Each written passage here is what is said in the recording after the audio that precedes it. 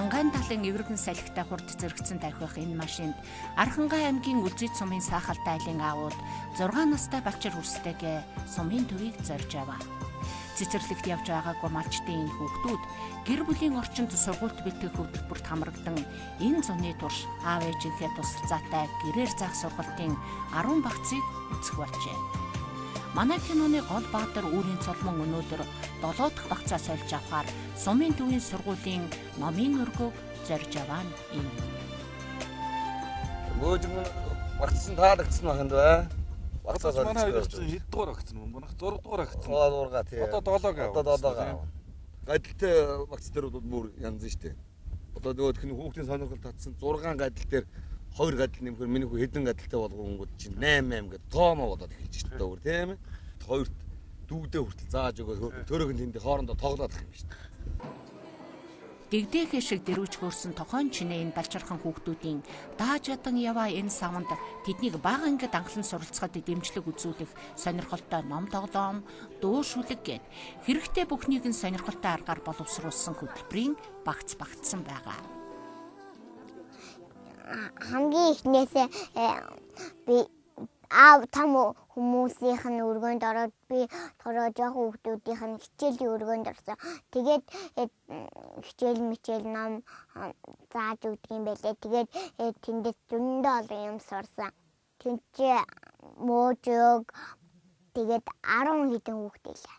Тэгээд багш надад юм хэлж өгсөн. Хүүхдүүдээ хичээл дээр сургууль дээр очихдоо ухаантай байгаарай. Тэгээд онц сураарай, мураарай гэсэн. Үүд гарч юм.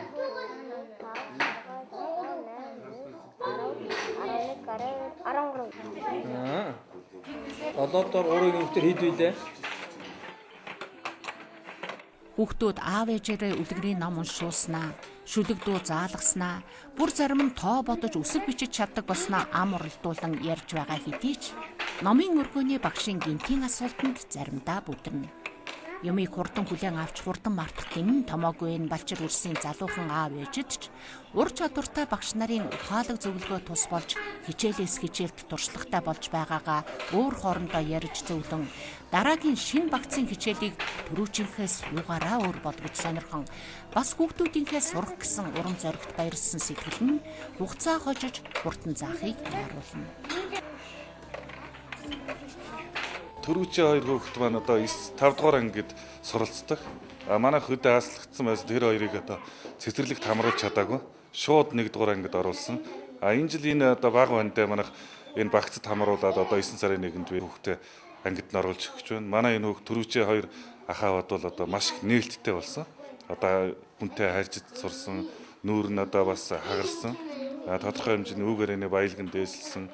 Хадгалаад одоо энэ багцад хамрагцнаас өнг ялгад сурсан, хэлбэр дүсж ялгад сурсан маш их агц дэвшилттэй одоо энэ сургуульд орж байна да өнөөдөр 1 дугаар ангид. Өсөөдрийн дуутай. Энийг яч юу. За энэ 3 номерын багц. Хоёр энийг одоо авч судлана. За энэ дээр гоо номнууд байгаа юм чинь. Гой үлгэрийн номнууд. Ямар үлгэр мэдсэн тэрийг надад ярьж өгч дараа нь заа юу. За энэ хоёр тоглоом. За энэ хоёр картаа тавьж ингэж тавьж байгаа. Тэсний дараа эднэрийг энэ ингээ өрөөндөө байрлуулна. Өрөөнд байгаа юмнуудаа байрлуулна тий. Энэ багцыг чи авч судалчаад үлгэрээ сайн сурч мэдчихээд явна шүү. За ёо. Заавал үсэн. За. Зөндөө хөтөл сурч ирээрэй. За ёо. За. Энтэй чинь ингээд хамт гэр бүлээр хамт ажиллахаар нэгт гэр бүлийн харилцаа дотнос эхэлж байгаа. Хоёр хүүхдтэйгээ ярьж сурж байгаа. Ямар юм ярьж байгаа вэ? Гурав зэний энийг үзсэн хүүхдүүд чинь өөрснөө аав ээжтэйгээ хүртэл аятайхан харьцдаг. Адаглал номон дээр нь эдгээр чинь эхлээд гараа яаж угаах вэ гэдгээс эхэлсэн байна. Бараг энэ багц чинь эхнээсээ ахуулаад. Тэгэхээр хүүхдийг маш сайн төлөвшүүлж өгдөг. Энэ ямар гэж юм бэ? Тэр нь эцэг их нь хүүхдээ зөв болгох харилцахгүй бол эргээд бараг хүүхдээ загнуулах юм байна. Мэдлэг өгж байгаа байхгүй юм чинь. Хоёр одоо ингээ өдөө явах уу? Реsearch одоо харин те 10 хоног энийгээ судалж аваад болж ирэх шигтэй. за Сандалтаараа хөлөө доошнд буулгаад гараа ингээ урдаа ихвэд ингээ сургуульд чи ингээ сууддаг штэ миний. Үгүй тэгэж Яг ингээ тэгшин сууддаг штэ. Ингээд Яг тийм суудаг. Тэгээд балаан бариад Багш чи орж ирээд сайн байцгаана уу юу гэж хэлдэг вүлээ? сайн байна уу? баруун гараа энэ гаран дээр байлгадаг чинь эхлээд төрүүлээд энэ гараа авангуудаа балаараа бичин энэ гараа яг энэ номоо нугалахгүй дэвтрээ нугалахгүй гэдэг энэчнээ тавих ёстой байхгүй юу. За юу. Би энэ номноос их олон юм сурсан.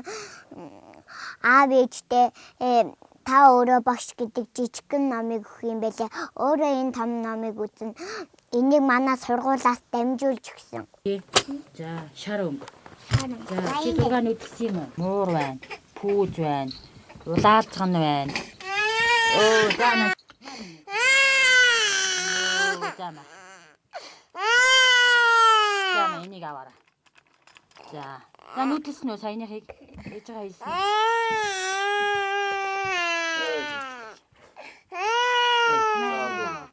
Энд чинь заан байхгүй юу? Тий. Одоо ногоо бацаа. Тэгдэг багц дөө. Энэ өнөөдөр энэ үзэж байгаа нь 7 дахь багц. Гайгүй. Өчтөрөөс овоо болчих юм уу? Гайгүй байна. Хоногоор л уулна ахаад. Ямар амтыг эвлүүлж байгаа юм минийх үү?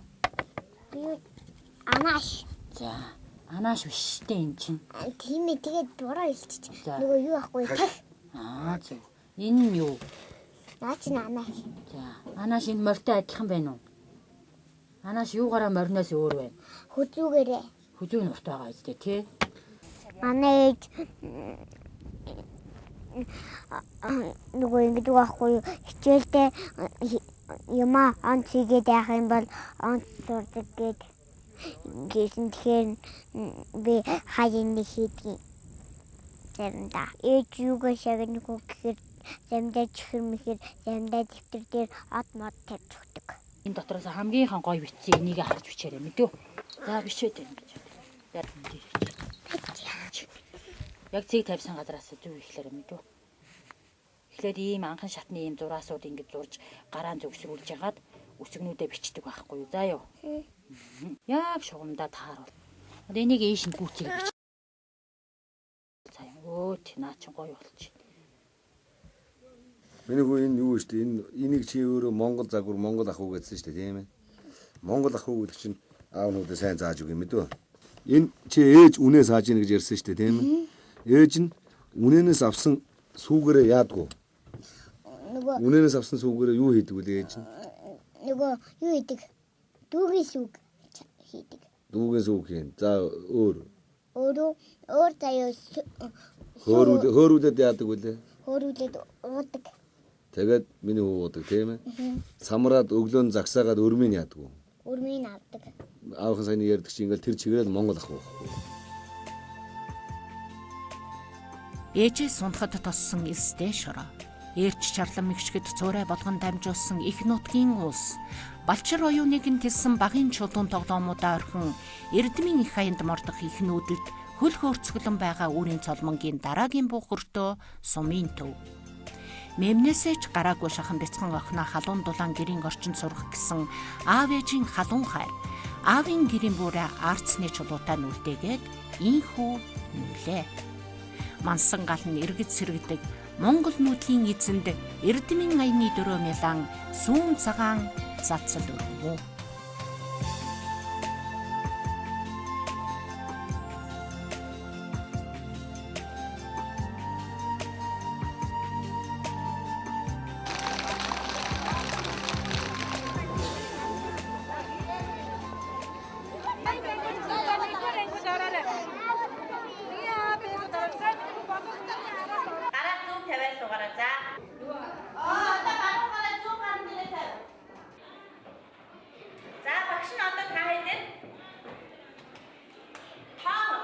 Эвлүүлэн заяа. За одоо багш нэрийн дуудаад миний өвдөд шууд багшийнхаа гаргасан гурав зөв нэрлээ шүү. За өөрийн төлмөө бид өөрөө. Би хинээс асуусан билээ. Өөрийн төлмөө бид өөрөө. Өөрөө хороо гэж байна. Зөв өвдөдөө. Зөв.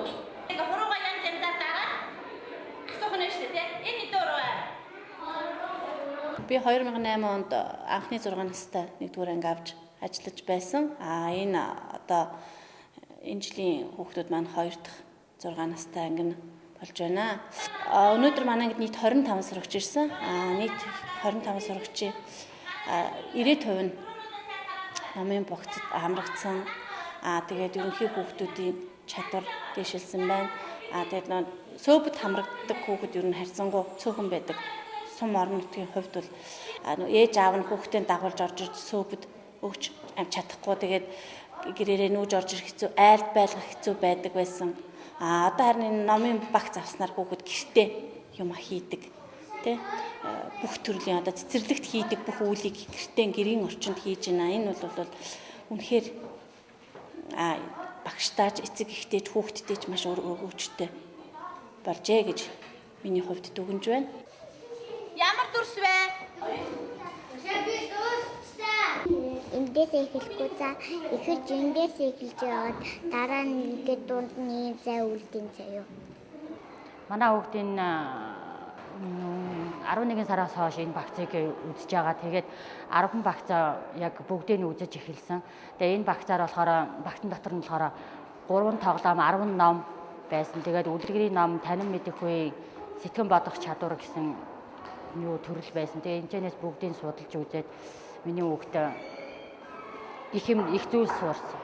Би анх удаага 6 настай хүүхдэд оруулж байгаа л да. Залуу ээж аавын хувьд бол тэгээд хүүхдээ ер нь бол ихтгэлтэй байгаа, ер нь гайгүй сурч байх гэж бодож байна. Одоо нэг 4-5 жилийн дараа ахаад дүүн орох болохоор ер нь өөртөө бол ариун туршлага хөрөнгөлөөсөн байх гэж бодож байгаа. Тэгээд дараажгаа хүүхдийг сургуульд ороход ер нь бол чөлөөтэй зааж сургаж байх гэж ер нь бодож байгаа юм. Гэр бүлийн орчинд сургуульд бэлтгэх хөтөлбөрт хамрагдсан хүүхдүүд сурах чадвар эзэмшээгүй хүүхдүүдийн хооронд ямар ялгаа байна вэ? Хинтээнд хэрхэн яаж ажиллах вэ гэдгээ багш хичээлийн явцад мэдэж авлаа. 10 багцаа үзэж сурах бэлтгэлээ хангасан үрийн цолмонгийн хувьд зуны турш аав ээжийнхэн заасан зугаатай хичээлүүд үргэлжлэх мэт хөнгөн санагдана. Ийхүү эцэг эхийн тусламжтай хүүхдийг гэр бүлийн орчинд сургуульд бэлтгэх аргыг дурссан анхны эхлэл үр дүнгээ өглөө. 2014-өөс 15 оны хичээлийн жилд сургуульд суралцах 6 настай нийт 87 хүүхэд байгаагаас сургуулийн өмнөх боловсрол буюу цэцэрлэгт 44 хүүхэд хамрагдсан байдгийг. За үлдсэн 43 хүүхэд нь бол одоо алс хөдөө аав ээж нь мал налж амьдардаг учраас цэцэрлэгт одоо суралцах боломжгүй ийм хүүхдүүд байгаа.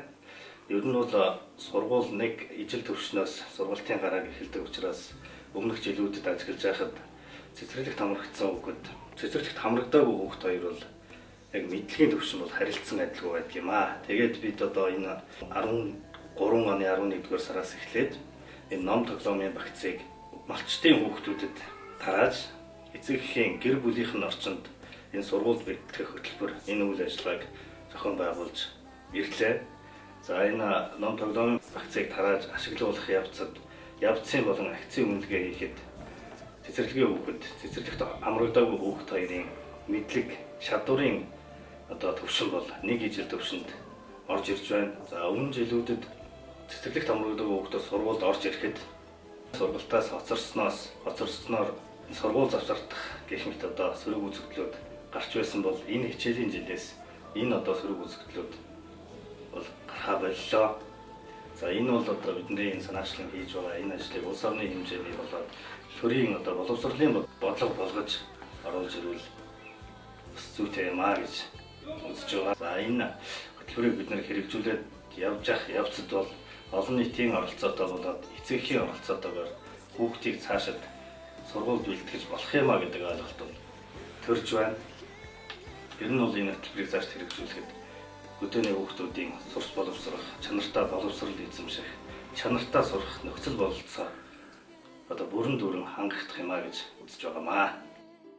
Японы хүүхдийн хивээх сангийн Монгол дахь хөтөлбөр нь боловсрол шинжилх ухааны яамтай хамтран Дэлхийн банкны итгэлцлийн сан болох Японы нийгмийн хөгжлийн сангаас санхүүжилттэй алслагдсан хөдөөгийн малчтын хүүхдүүдийн бага боловсролын үр дүнг сайжруулах төслийг 2012 оны 6 дугаар сараас Аранхангай, Дорнод, Өвөр хангай болон Сүхбаатар аймгийн 30 сумад эцэг эх, иргэд, олон нийтийн оролцоотой орон нутгийн захиргаа боловсролын байгууллагын дэмжлэгтэйгээр амжилттай хэрэгжүүлж байна. Тус төслийн шинэлэг санаачлагуудын нэг нь малчтын хүүхдэд зориулсан сургуульд бэлтгэх хөтөлбөр юм а.